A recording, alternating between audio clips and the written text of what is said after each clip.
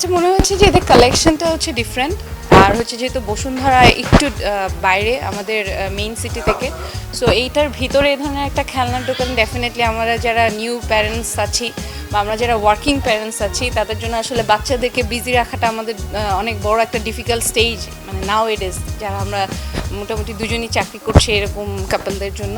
তো in that case আসলে ওদেরকে খেলনা দিয়ে বিজি রাখতে হচ্ছে আমাদের। আমরা যদি টিভির বাদে যদি তাদেরকে এঙ্গেজ করতে চাই, ইন দ্যাট কেস এখানে আমি যেটা দেখলাম যে এদের ভ্যারাইটিটা অনেক বেশি, যে কারণে ওরা খুব এনজয় করবে হয়তো খেলনাগুলো।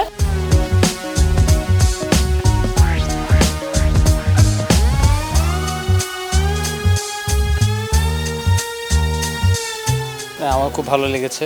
আসলে আমি আমার বাচ্চাকে নিয়ে অনেক দূর থেকে এসেছি। আসলে খেলার জায়গা খুঁজতে খুঁজতে এখানে চলে আসা, তো এসে দেখলাম যে আপনার বেশ রিসোর্সফুল, দোকানটা বেশ ভালো।